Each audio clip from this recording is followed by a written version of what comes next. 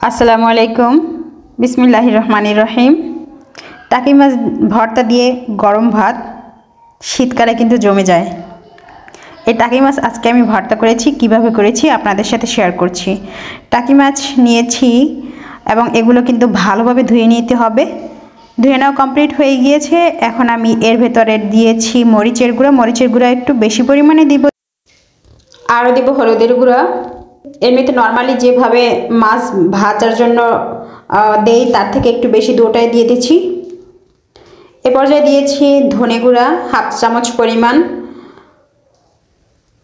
আরও অ্যাড করব জিরার গুঁড়া। জিরার গুঁড়ো আমি দেব হাফ চা চামচ পরিমাণ। আর হ্যাঁ, মরিচের গুঁড়ো এবং হলুদের গুঁড়ো কিন্তু পরিমাণটা হবে, মরিচের গুঁড়ো হবে 1 চা চামচ এবং হলুদের গুঁড়ো হবে 1 চা চামচ।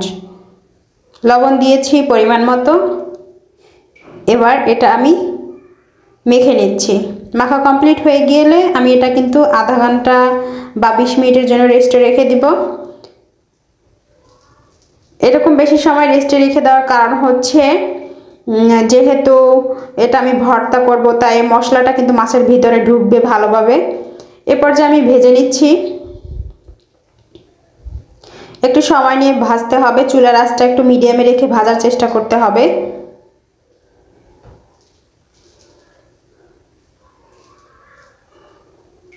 ভাজা কমপ্লিট হয়ে গিয়েছে, এখন তুলে নিচ্ছি।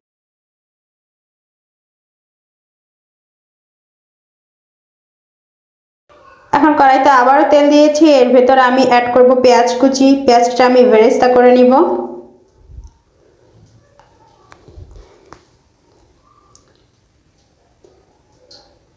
একটু বেশি পরিমাণে বেরেস্তা করে নিয়েছি, কারণ আমার ছোট ছেলে বেরেস্তা খেতে পছন্দ করে, তো এটার অর্ধেকটা হয়তো থাকবে। আরও আমি অ্যাড করছি রসুন কুচি। রসুনটাও আমি একটু বেরেস্তার মতোই করে নিব। আর হচ্ছে 3টে শুকনো মরিচ অ্যাড করেছি, ভেজে নিচ্ছি। এখন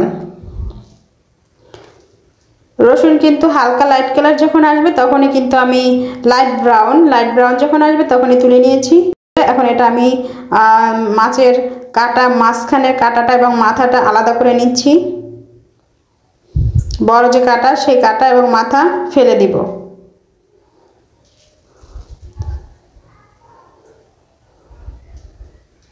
সবগুলো এভাবে আমি আলাদা করে নিব। এটা কিন্তু করা সহজ, কিন্তু মাছ যখন একটু ঠান্ডা হবে, পুরোপুরি ঠান্ডা হতে দেওয়া যাবে না, একটু গরম গরম থাকবে, তখনই কাটা ছাড়িয়ে নিতে হবে। কমপ্লিট হয়ে গিয়েছে কাটা ছুটানো। এ পর্যায়ে মাছ গুঁড়ো করে নিচ্ছি।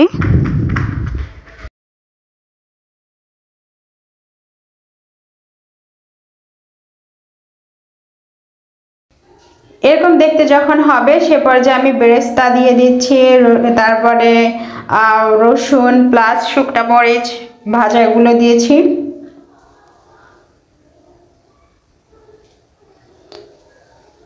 এগুলো ভেঙে নিচ্ছি মাছের সাথে। এটা আসলে অটোমেটিক মিশে যাবে,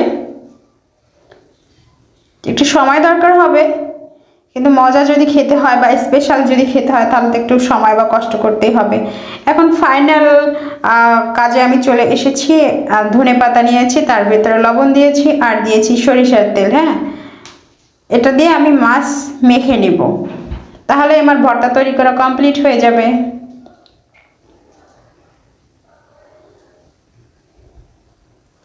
টাকি মাছ ভর্তা যারা খেয়েছেন তারা আসলে এর স্বাদটা ভুলতে পারবেন না নিশ্চয়ই। এটা আসলে অসাধারণ হয়। টাকি ভর্তাটা আপনাদের ভালো লেগে থাকলে যে কাজটা আপনাদের করতে হবে, আমার চ্যানেলটা সাবস্ক্রাইব করতে হবে আর বেশি বেশি লাইক কমেন্ট শেয়ার দিতে হবে। প্লিজ আমাকে এগিয়ে নিয়ে যেতে সাহায্য করবেন। ধন্যবাদ।